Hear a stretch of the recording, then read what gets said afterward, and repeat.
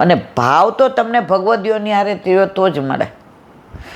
ગ્રંથોમાંથી આપણે સિદ્ધાંતો બધા વાંચીએ છીએ, અને વલ્લભે જે કીધું છે, ષોડશ ગ્રંથ હોય કે સુબોધિનીજી હોય, પણ ભગવદીઓ પાસેથી ને આ મળે આપણને કે તમે આખો દિવસ આ ભાવના માર્યો ને તો રાતના તમને ખરાબ સ્વપ્ન તો ન જ આવે, લૌકિક તો ન જ આવે.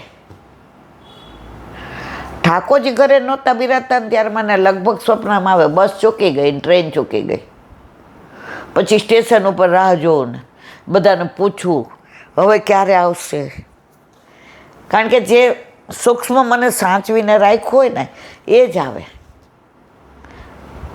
પણ જેવો ભગવદીઓની સાથે રહેવા માંડ્યા, એની હારે સત્સંગ કરવા માંડ્યા, એની હારે કીર્તનના ભાવ સમજવા માંડ્યા, એની હારે લીલા ભાવનાનું અનુસંધાન કરવા માંડ્યા, હવે એવા વિચાર નથી આવતા.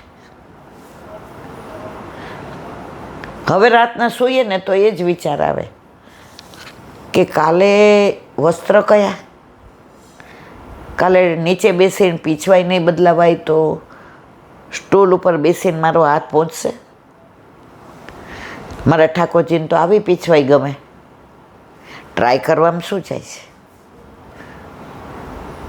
જો આખો દિવસ એમાં રહ્યા હોય તો, નહીં તો શું વાત, અરે રે નણંદનો ફોન આવ્યો છે, જોયું કેવી રીતના બોલતા હતા, જોયું.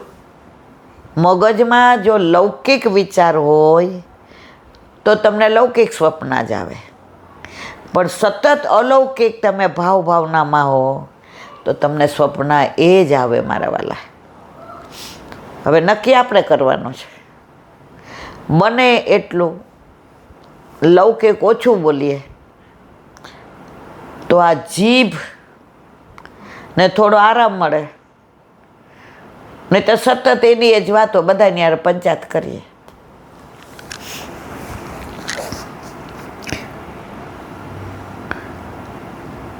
ભક્ત તો દિવસ કે રાત પ્રભુની સેવાને સ્મરણમાં વૃત્તિ રાખે, તેને રાત્રે નિંદરમાં પણ પ્રભુ સેવા કરતો દેખાય.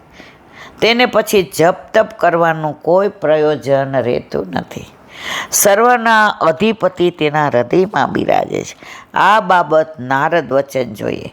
જેણે હજારો જન્મ પર્યંત તપ કર્યું હોય, ધ્યાન ધર્યું હોય, સમાધિ કરીને પાપોનો નાશ કર્યો હોય, તેને જ કૃષ્ણ ભક્તિ પ્રાપ્ત થાય છે.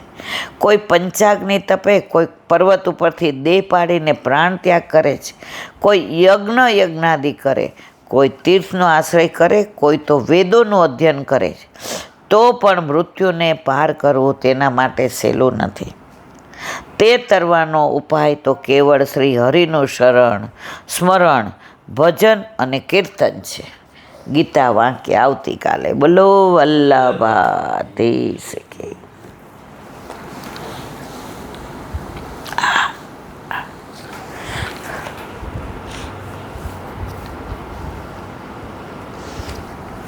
શ્રી વલ્લભાધીશ કી. સુબોધિનીજીનું પાન વલ્લભ કરાવે તો થાય, આને સ્પર્શ કરવો આપણા બસની વાત નથી. ઠાકોરજી દ્વારકામાં પોતાના ગૃહમાં માતાને મળ્યા ને પત્નીઓને મળ્યા. હવે કે છે વિરુદ્ધ ધર્માશ્રય ભગવાન ય એવ નરલોકેસ્મિન વતીર્ણ સ્વમાયા રેમે સ્ત્રી રત્નકુટસ્થો ભગવાન પ્રાકૃતો યથા.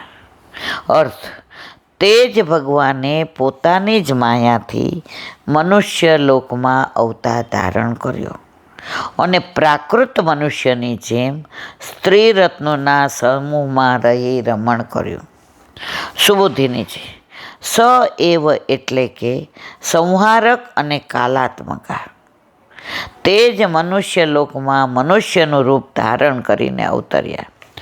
કોઈ પણ જાણે નહીં તેમ સ્વમાયા પોતાની માયાથી દુષ્ટ રાજાઓનો સંહાર કરવા માટે મનુષ્ય લોકમાં પધાર્યા. સ્ત્રી રત્નકુટે સુંદર સ્ત્રીઓના સમૂહ વચ્ચે પોતે જ રહીને તેમને વશ થઈને ભગવાને સાધારણ મનુષ્યના જેવું રમણ કર્યું. મનુષ્ય રૂપે આવ્યા તો મનુષ્યની જેમ લીલા કરે છે. સ્ત્રીઓની વચ્ચે રહે છે તો એમના વશમાં રહે છે, સુંદર સ્ત્રીઓને, કારણ કે અવતાર ધારણ મનુષ્ય રૂપે કરેલો છે. જ્યાં સુધી રસમાં પ્રવેશ ન કર્યો હોય ત્યાં સુધી એ રસને જાણતો નથી. એ કામશાસ્ત્રનો સિદ્ધાંત છે. રસો હોય છે એટલે રસ જ્યાં સુધી ન ઉત્પન્ન થાય ત્યાં સુધી સમજાય નહીં, કારણ કે પોતાને જ વશ રહેનારને રસ પ્રાપ્તો થતો નથી.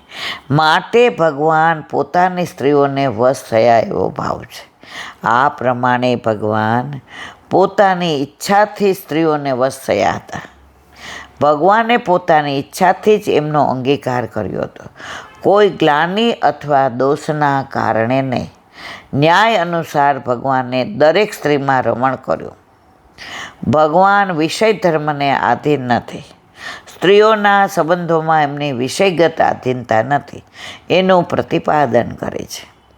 ઉદામ ભાવ પિશુનામ મલ લવવક્તા ગુહાસ વ્રીડાવલોકની હતો મદનો પિયાસા સમૂહ ચાપ મજ હાથ પ્રમોદત માસ્તા યસેન્દ્રિયમ વિમથી તુમ કુહકને કુશીકુહ. અર્થ: જેમના ઉદામ ભાવોના સૂચક નિર્દોષ મનોહર હાસ્ય અને લજ્જાયુક્ત દ્રષ્ટિથી ઘવાયેલા કામદેવે પણ ધનુષ્ય તજી દીધું. તેથી તે ઉત્તમ સ્ત્રીઓ કપટથી પણ ભગવાનની ઇન્દ્રિયોને વશ ન કરી શકે. સુબોધિનીજી: જો કે સ્ત્રી અતિ સમર્થ હતી છતાં પણ તેઓ ભગવાનના મનને જીતી ન શકે. એનું સામર્થ્ય ઉદામ ભાવ પદથી કહે છે. ઉદામ એટલે ઉચ્છલંગ. અનિયંત્રિત લાગણીઓ ઉદ્યમ થઈ ગઈ હતી. સમય કે સ્થળનું ધ્યાન રાખ્યા વિના જે ન જણાવવા જેવી વાત જણાવી દે તેને પિશુન કહેવાય. દરેક સ્ત્રીનું હાસ્ય એમની આવી લાગણીઓ પ્રગટ કરી છે. આમ છતાં તે અમલ નિર્મલ છે, સ્વાભાવિક હોવાથી નિર્દોષ છે. તે હાસ્ય જેને સૂચવે છે તેનું હિત કરે છે, કારણ કે તે પુરુષના મનને હરણ કરે છે. આવું મનોહર હાસ્ય પ્રથમ પ્રવૃત્તિ કરે છે, પછી તે પોતાની મેળે પ્રવૃત્ત થયા હોવાથી વ્રીડા એટલે લજ્જા આવે છે. પણ પછી લાગે છે કે પોતે પ્રથમ પ્રવૃત્તિ કરવામાં ઠગાઈ ગઈ છે એટલે દ્રષ્ટિ કરે છે. તેનાથી નિહિત ઘવાયેલો મદન કામદેવ દ્રષ્ટિનું સામર્થ્ય જાણી મારું કાર્ય આ સ્ત્રીઓ કરશે, તેથી મારે ધનુષનું શું કામ છે? અને જ્યારે આ સ્ત્રીઓ મને જ મોહ પમાડે છે ત્યારે બીજા કોઈને મોહ નહીં પમાડે એમ જાણી ચાપ મજ હાથ ધનુષ્ય છોડી દીધો. એવી રીતે કામદેવથી